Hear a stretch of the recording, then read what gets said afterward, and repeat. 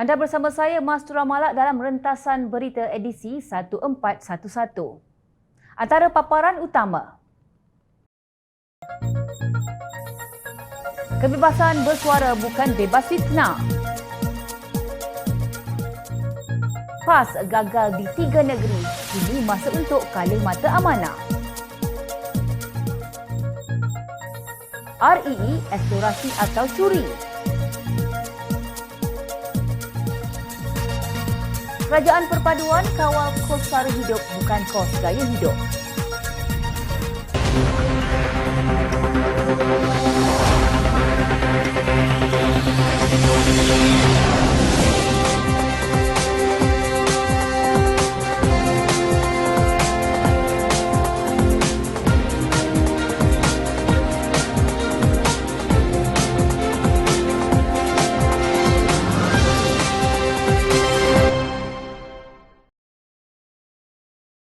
Assalamualaikum dan salam sejahtera. Isu agama, raja dan kaum 3R akan terus dimainkan menjelang pilihan raya negeri PRN selagi mana ahli-ahli politik masih tidak matang dan cerdik dalam mengaut mahupun meraih undi serta kepercayaan masyarakat. Untuk itu, penubuhan unit khas bagi mengawal isu 3R, raja, agama dan bangsa wajar dilaksanakan untuk memastikan ia tidak dimanipulasi oleh mana-mana pihak sehingga mengugat kekenteraman awam. Pensyarah Kanan Politik dan Hubungan Antarabangsa Universiti Utara Malaysia UUM, Profesor Dr. Muhammad Azizuddin Muhammad Sani berkata, tindakan itu tidak menjadi masalah kerana kawalan yang ketat memang diperlukan, terutamanya di media sosial. Dan isu-isu begini sepatutnya tidak ada masalah. Cuma yang kita bimbang ialah apabila isu 3R ni dimanipulasi untuk menghantam contohnya parti lain atau pihak lain ataupun mengusik institusi diraja misalnya, menyebabkan ia menjadi sangat sensitif dan boleh menggugatkan ketenteraman awam. Tidak salah untuk membincangkan mengenai isu tersebut, tetapi tidak boleh dimanipulasikan demi kepentingan politik semata-mata. Katanya menerusi siaran langsung di Sinar Live semalam. Ia juga merupakan respon segera kepada kenyataan Menteri Komunikasi dan Digital Ahmad Fahmi Fadzil yang melihat ada keperluan untuk mewujudkan satu unit terselaras antara agensi penguatkuasaan dan penyedia platform media sosial bagi menangani isu berkaitan 3R, raja, agama dan kaum. Menurut Fahmi, satu keputusan dicapai bagi memastikan tidak ada pihak yang akan cuba mengambil kesempatan untuk meraih sokongan politik dengan menyalahgunakan isu berkaitan 3R sepanjang tempoh pilihan raya negeri PRN Ogos ini.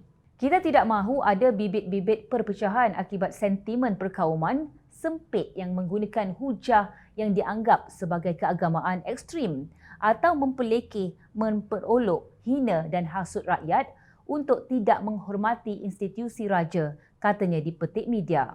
Beliau turut memaklumkan perbincangan antara agensi termasuk Suruhanjaya Komunikasi dan Multimedia Malaysia MCMC selaku agensi di bawah Kementerian Komunikasi dan Digital KKD dan Polis Diraja Malaysia PDRM dengan penyedia platform media sosial telah dilakukan bagi tujuan itu. Sementara itu, Fahmi yang juga Ketua Penerangan Keadilan menegaskan walaupun negara mengangkat hak-hak kebebasan bersuara, namun ia tidak memberi ruang terhadap kebebasan untuk menfitnah, melaga-lagakan rakyat, mengadu domba dan memainkan isu 3R. Saya berpandangan kita ada undang-undang sedia ada dan sudah pasti untuk menjaga keamanan untuk keselamatan awam.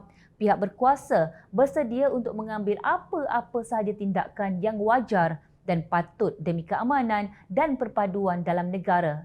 Sementara itu, mengulas mengenai penahanan dan pendakwaan terhadap Menteri Besar Kedah, Datuk Seri Muhammad Sanusi Muhammad Noor, Fahmi berkata, perkara itu sewajarnya menjadi pengajaran kepada semua agar tidak memperlekeh institusi diraja. Adalah sangat wajar kerajaan mengadakan perbincangan dengan pelbagai pihak bagi menilai undang-undang sedia ada serta memperhalusi keperluan untuk mewujudkan akta baru berkaitan isu berkenaan. Perbincangan itu bertujuan menangani pihak tertentu yang sengaja mencetus provokasi melampau mengenai isu terbabit. Jika tidak, isu 3R akan terus dimainkan oleh figura politik masih tidak matang, tidak cerdik dan pendek akal dalam mengaut maupun meraih undi serta mempengaruhi kepercayaan masyarakat yang akhirnya menjehanamkan negara. Sedar atau tidak, isu 3R gemar dimainkan ahli politik kerana ia adalah perkara yang disukai oleh penyokong mereka sendiri sehingga sanggup berkempen dengan menghina serta merendahkan martabat sesebuah institusi demi kepentingan peribadi. Hakikatnya, isu 3R ini ahli politik ambil berat sangat tidak kira mana-mana parti tetapi apabila mahu mengaut untung semasa pilihan raya, ketika itulah mereka tiba-tiba menyemarakkan hak orang Melayu, raja dan agama. Kononnya, merekalah pejuang sebenar. Walhal, selepas mendapat kuasa pemerintahan, mereka ini tidak hairan dengan 3 perkara tersebut. Malah ada yang dilaungkan tiba-tiba hilang dari wadah perjuangan. Kemana perginya pembelaan arwah adib? RUU 355, pembelaan nasib Felda dan tabung haji yang dilaungkan pembangkang ketika merampas kuasa dalam langkah Sheraton. Semuanya mereka tinggalkan setelah menjadi kerajaan selama 33 bulan. Memang inilah tradisinya yang sejak 10 tahun kebelakangan ini, isu 3R sering dimainkan oleh mereka yang khianat kepada bangsa dan negaranya sendiri demi kuasa dan hayat politik. Selepas dimainkan, fitnah disebar, hinaan berleluasa, mereka minta maaf. Apa susah sangat? Ia sudah menjadi amalan yang apabila tiada tindakan keras atau betul-betul boleh memberi pengajaran, maka perkara ini akan berulang. Ahli Jawatan Kuasa Amanah Nasional Muhammad Faiz Fazil berkata, kegagalan PAS mentadbir Kedah, Kelantan dan Terengganu dengan baik telah menyebabkan anak muda termasuk yang berkelulusan tinggi terpaksa merantau untuk mencari rezeki. Tumpuan mereka ialah Pulau Pinang, Selangor atau Kuala Lumpur untuk mencari rezeki. Menurut beliau, sudah tiba masanya untuk gelombang merah biru mengambil alih 3 negeri tersebut agar pertumbuhan ekonomi menjadi lebih baik dan rakyat boleh hidup dengan sejahtera. Muhammad Faiz memperinci 7 kegagalan PAS dalam menguruskan ekonomi 3 negeri berkenaan dengan baik. Pertama ialah kegagalan sumbangan ekonomi 3 negeri di takbir PAS yang tidak sepadan dengan saiz negeri yang besar. Pada tahun 2022, Kelantan, Terengganu dan Kedah hanya menyumbang 1.8%, 2.5% dan 3.4% keluaran dalam negara kasar KDNK Malaysia berbanding dengan 7.4% Pulau Pinang dan 25.5% Selangor, kata Muhammad Faiz. Data ini jelas menunjukkan PAS gagal mengembangkan ekonomi negeri, apatah lagi menggalakkan ekonomi bernilai tinggi, ujarnya. Dan kedua, menurut Muhammad Faiz, PAS gagal menjaga kepentingan siswaza. Pada tahun 2021, 50% siswaza di Kedah hanya berpendapatan di bawah RM3,138. Beliau berkata gaji penengah siswaza di Selangor iaitu sebanyak RM4,130 meletakkan kedudukan gaji penengah di Kedah tercorot. Bukanlah sebab di KL itu tidak berada di Kedah, tetapi pentadbiran PAS di Kedah sendiri yang gagal. Tempilatnya dipercayai merujuk kepada kenyataan Menteri Besar Kedah baru-baru ini. Kononnya, Kedah maju jika ada di Kuala Lumpur. Kegagalan PAS mewujudkan peluang pekerjaan berkemahiran yang bernilai tinggi merupakan kegagalan ketiga parti asabiah tersebut. Dalam hubungan ini, beliau membandingkan bahawa peratusan pekerja mahir di Kelantan, Kedah dan Terengganu hanya 23.2%, 26.7% dan 22.4% pada tahun 2021. Jauh berbeza dengan Pulau Pinang 36.2% dan di Selangor 35.4%.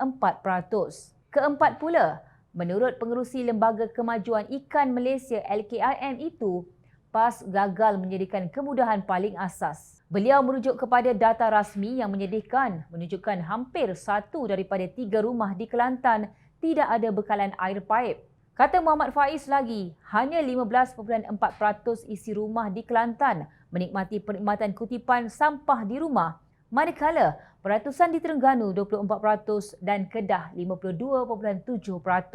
Keadaan ini jauh berbeza dengan prestasi di Pulau Pinang yang hampir 80%. Politik Islam dimainkan PAS tetapi kebersihan diutamakan Kerajaan Pulau Pinang bagi memenuhi tuntutan Islam bidasnya. Seterusnya, kelima, PAS gagal membasmi kemiskinan. Tatkala Exco Kelantan menikmati kemudahan kereta Mercedes, Kelantan merekodkan kadar kemiskinan mutlak paling terburuk di semenanjung Malaysia iaitu 12.4%, manakala Kedah merekodkan kadar kedua terburuk kepada 8.8% dakwa Muhammad Faiz. Sebaliknya, beliau menegaskan negeri-negeri bawah Pakatan Harapan mempunyai kadar kemiskinan mutlak terendah iaitu sebanyak 1.2% dan di Pulau Pinang sebanyak 1.9%. Membasmi kemiskinan sangat dituntut Islam, tetapi ia bukanlah agenda pentadbiran PAS, sindirnya lagi. Dan kegagalan keenam yang tidak kurang signifikannya ialah PAS tidak mampu menarik masuk pelabur yang tinggi. Muhammad Faiz meletakkan rekod PAS sebagai amat buruk dalam hubungan ini. Di Kedah jelasnya pada tahun 2021, 99.7% pelaburan asing diluluskan dalam sektor pembuatan tertumpu hanya di satu lokasi iaitu Kulim High Tech City, iaitu hasil usaha agensi-agensi kerajaan persekutuan di mana pelaburan yang dibawa masuk oleh Sanusi soalnya lagi. Beliau menyelar sikap Menteri Besar Kedah yang sibuk berpolitik setiap hari sehingga lupa tanggungjawab hakiki untuk memajukan ekonomi negeri. Malah banyak projek yang diumumkan Muhammad Sanusi masih tidak nampak hasilnya. Akhir sekali dan ketujuh, PAS gagal menjaga perihal sosioekonomi rakyat. Ujar Muhammad Faiz, isi rumah di Kelantan merekodkan pendapatan penengah bulanan RM3,563 pada tahun 2019 dengan 66.4% populasi tergolong dalam lingkungan gaji B40. Sedangkan pendapatan penengah di Pulau Pinang adalah RM6,169 dan di Selangor sebanyak RM8,210. Kemakmuran di Pulau Pinang yang membuatkan Sanusi berusaha siang malam untuk merampas negeri Pulau Pinang. Kepada Sanusi, angan-angan Mat Jenin memang percuma sindirnya. Menelusuri fakta dan data yang dikongsikannya, Muhammad Faiz mengajak pengundi menupaskan gelombang hijau kerana Kedah, Kelantan dan Terengganu tidak boleh terus dibiarkan dalam kegagalan. Pentadbiran tiga negeri ini wajib dikalih supaya pembangunan sosioekonomi rakyat dapat dipertingkatkan untuk masa depan anak-anak kita, tegasnya. Sejujurnya, Jom Channel menghargai sumbangan rakyat Kedah, Kelantan dan Terengganu di negeri-negeri yang mereka berhijrah untuk mencari pekerjaan bagi menanggung sara hidup diri dan keluarga. Namun, daripada sudut lain, alangkah baiknya jika sumbangan itu dapat dicurahkan untuk membangunkan negeri masing-masing sambil dapat bersama dengan ibu bapa dan saudara mara di kampung. Malangnya, ini tidak akan berlaku apabila pemerintah yang sama masih kekal mendominasi politik negeri-negeri berkenaan tanpa sebarang usaha untuk merubah landscape ekonominya. Percayalah, pembalakan dan unsur nadir bumi bukan pendekatan terbaik untuk memajukan sesebuah negeri. Ini sudah dibuktikan oleh Pulau Pinang, Selangor dan tidak ketinggalan di negeri Johor. Undi anda menentukan masa depan anda, ibu bapa anda dan anak cucu anda. Suruhanjaya Pencegahan Rasuah Malaysia SPRM sudah merakam kenyataan 12 individu bagi membantu siasatan kes rasuah lebih 13 juta ringgit serta salah guna kuasa membabitkan isu pelombongan unsur nadir bumi REE di Kedah. Ketua Pesuruhanjaya SPRM Tan Sri Azam Baki berkata, kesemua individu yang dipanggil setakat ini dari Perbadanan Menteri Besar MBI Kedah dan syarikat swasta yang dikatakan terlibat dengan pelombongan REE tersebut. Setakat ini masih belum ada orang politik yang dipanggil untuk memberi keterangan. Sesiapa saja akan dipanggil bagi memberi keterangan. Mana yang difikirkan perlu, mungkin cepat atau lambat sahaja. Nak siasat bukan boleh terjah sahaja, kena buat pengesahan dan panggil saksi berkenaan. Kena pastikan hal berkaitan prosedur untuk lulusan pengeluaran REE. Menteri Besar Datuk Seri Muhammad Sanusi Muhammad Nur pun akan dipanggil sebab dia yang sign surat yang tular itu, katanya kepada media. Azam berkata SPRM juga sedang mengesan beberapa saksi dari China yang dikatakan membuat pelaburan dalam pelombongan REE tersebut untuk turut membantu siasatan. Pegawai penyiasat sedang menyiasat dan mengesan saksi dari luar negara, katanya. Kemarin, seorang pegawai kanan MBI Kedah dan seorang wanita yang merupakan pengarah sebuah syarikat ditahan bagi membantu siasatan kes rasuah lebih 13 juta ringgit serta salah guna kuasa membabitkan isu pelombongan REE di Kedah. Sumber SPRM berkata, suspek yang berusia 63 tahun dan 40 tahun itu direman 3 hari hingga 21 Julai selepas ditahan di sekitar Alusta, Kedah serta di Ibu Negara.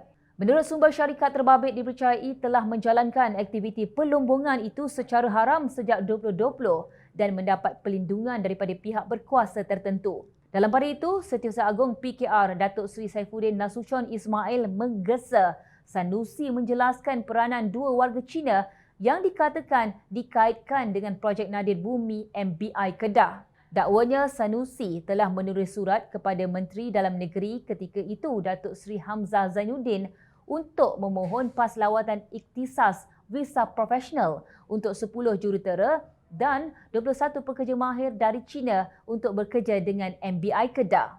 Ini kononnya atas kepakaran mereka dalam pelombongan unsur Nadir Bumi REE untuk membantu MBI Kedah dalam penerokaan REE. Saifuddin menyifatkan kedua-dua pekerja yang ditaja MBI Kedah itu sebagai mencurigakan kerana seorang telah hilang manakala seorang lagi ditahan awal tahun ini kerana menceroboh hutan simpan bersama lebih 380 biji Nadir Bumi. Ini bukan eksplorasi lah, ini curi, kata Saifuddin. Antara lain, Saifuddin menuntut penjelasan Sanusi tentang kepakaran mereka, skop kerja, tempoh pekerjaan dan imbuhan mereka. Pada Februari lalu, 52 suspek ditahan di kawasan itu berhubung aktiviti pelombongan haram di hutan simpan berkenaan. Lantas keluarlah suara-suara sumbang yang kononnya mendakwa SPRM ditekan oleh pihak tertentu supaya mempercepatkan siasatan kes REE susulan pilihan raya negeri PRN semakin hampir. Hebat betul puak penunggang agama membuat andaian sedangkal itu demi untuk memperlihatkan kononnya mereka menjadi mangsa penyiasat dan pendakwaan terpilih menjelang PRN. Tan Sri Azam Baki menyangkal sekeras-kerasnya kenyataan tersebut dan menegaskan perkara itu hanya kebetulan berlaku dalam tempoh ini. Tiada siapa menekan kami, ini cuma secara kebetulan sama ada kerana PRN atau tidak, ia bukan masalah.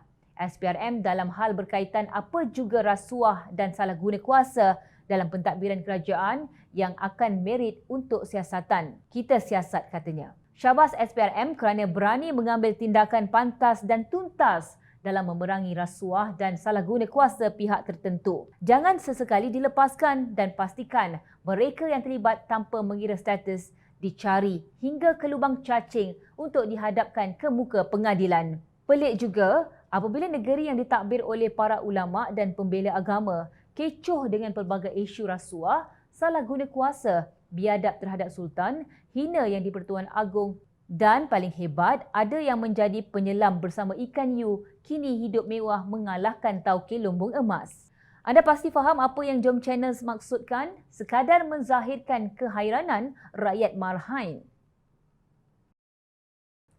Kementerian Perdagangan Dalam Negeri dan Kos Sara Hidup KPDN menapak selangkah lagi apabila melancarkan satu lagi inisiatif untuk rakyat iaitu kasih sayang ibu dan si manja.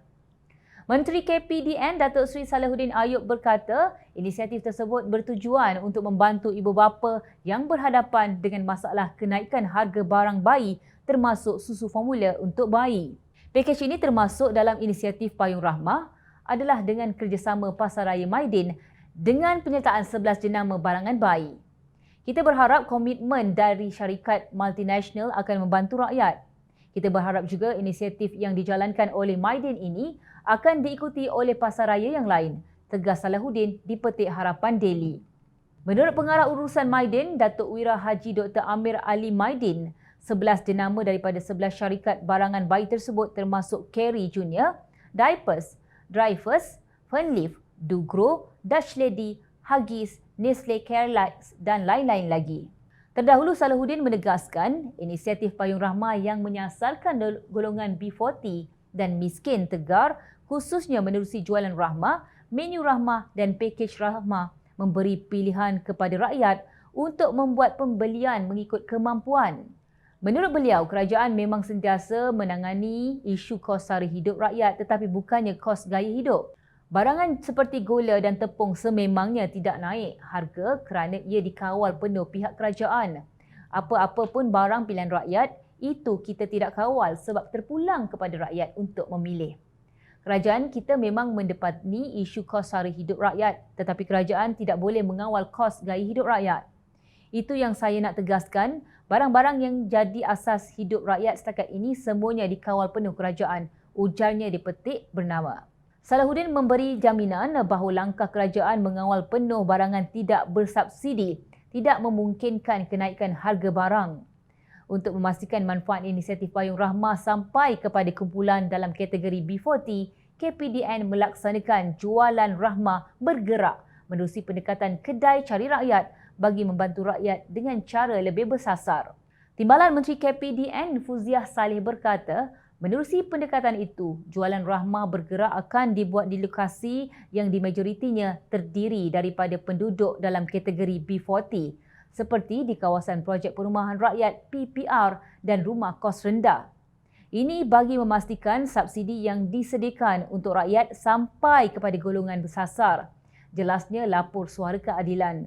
Difahamkan Jualan Rahmah Bergerak menawarkan barang-barang keperluan termasuk telur, minyak masak, tepung, gula, bawang, milo, ikan bilis dan beras dengan harga yang ditawarkan adalah hingga 30% lebih murah berbanding harga pasaran. Fuziah juga menjelaskan sehingga hujung bulan lalu, 1.1 juta rakyat telah mendapat manfaat daripada Jualan Rahmah Bergerak dengan nilai jualan melebihi 30 juta ringgit.